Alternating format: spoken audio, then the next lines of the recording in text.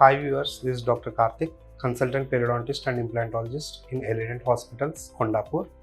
We have other branches located at KPHP, Banjara Hills, Manikonda. ఈ రోజు నేను మాట్లాడే టాపిక్ ఏంటంటే మనకి చిగుళ్ళు జారిపోతూ ఉంటాయి కదా, అంటే చిగురు అనేది కిందకి జరిగిపోతూ ఉంటుంది. సో దాని మీద చాలా డౌట్స్ ఉన్నాయి. సో దాని గురించి మాట్లాడడానికి వచ్చాను అనమాట. ఇప్పుడు జనరల్గా ఈ చిగురు జారిపోవడం అనేది చాలా రీజన్స్ వల్ల జరుగుతాయండి.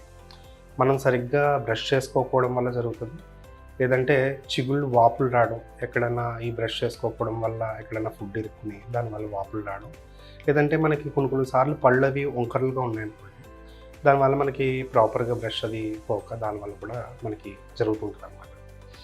అదే కాకుండా మనకి హెరిడిటరీ కొన్నిసార్లు మనకి హెరిడిటరీ ద్వారా కూడా మనకి ఇలానే జరుగుతుంది. లేదా ఇంప్రాపర్ బ్రషింగ్, అంటే ఫోర్స్ఫుల్గా మీరు బ్రష్ యూజ్ చేయడం వల్ల కూడా చిగురు అనేది కిందకి జారిపోయే అవకాశం ఉంది. సో ఇలా చాలా రీజన్స్ వల్ల చిగురు అనేది కిందకి జారిపోవడం అనేది జరుగుతుంది అన్నమాట. అండ్ మోస్ట్లీ రీసెంట్గానే మేము చూసిన కేసులు ఏంటంటే ఈ టంగ్ పియర్సింగ్, లిప్ పియర్సింగ్ చేయించుకున్న వాళ్ళకు కూడా ఈ జింజర్వేషన్ అనేది జరుగుతుంది. ఎందుకంటే ఓవర్ అది వెయిట్ అవ్వడం వల్ల, ఇంకా దాని ద్వారా డ్యామేజ్ జరగడం వల్ల కూడా చిగురు జారిపోవడం అనేది జరుగుతుంది. దీనికి మనం ఏ ట్రీట్మెంట్ చేసుకోవచ్చు? దీంట్లో పాతకాలం నుంచి ఒక ట్రీట్మెంటే చేసేటోళ్ళు.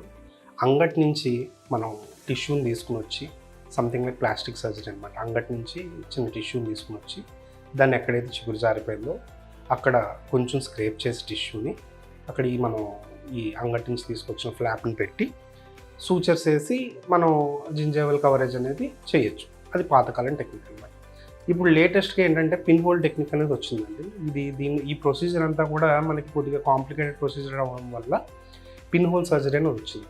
పిన్ హోల్ సర్జరీ అంటే ఏంటంటే ఈ పన్ను పైనే చిన్న పిన్ హోల్ అంత సైజు హోల్ చేసి దాని ద్వారానే మనం కొంచెంగా చిగురుని కిందకి జరుపుతూ ఉంటామండి. ఎక్కడి వరకు పైకి వెళ్ళిపోయిందో ఈ చిగురుని కొంచెం కిందకి జరిపి దాని ఒరిజినల్ పొజిషన్లో మనం తీసుకొస్తాం.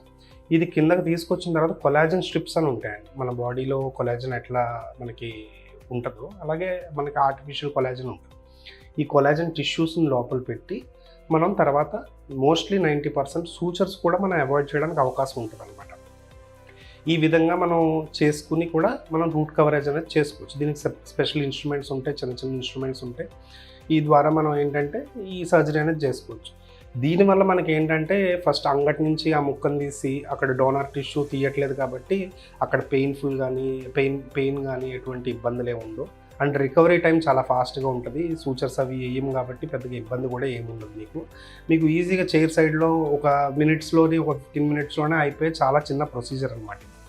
సో దీనికి అంటే ఇప్పుడు చాలామంది కన్వెన్షనల్ సర్జరీకి చేయించుకోవడానికి చాలా మటుకు భయపడుతున్నారు అనమాట. ఎందుకంటే ఇది చాలా కాంప్లికేటెడ్ సర్జరీ. అంగటి నుంచి టిష్యూ తీయడం, అదేమో బ్లీడింగ్ అవ్వడం. బ్లీడింగ్ కూడా చాలా మినిమల్ ఉంటుందండి. జస్ట్ ఎనస్థీషియాలో చేస్తాం, పెయిన్ఫుల్ కూడా ఏముండదు. అండ్ ఈ పిన్ హోల్లోనే చాలా చిన్న పిన్ హోల్ సైజ్ మనం ఎంట్రీ ఇస్తున్నాం కాబట్టి అది హీలింగ్ కూడా చాలా ఫాస్ట్గా అవుతుంది. సో ఇక మీద మీరు ఏం భయపడకుండా వచ్చి ఆ జింజైవల్ ట్రీట్మెంట్ అనేది హ్యాపీగా చేయించుకోవచ్చు. Okay, thank you.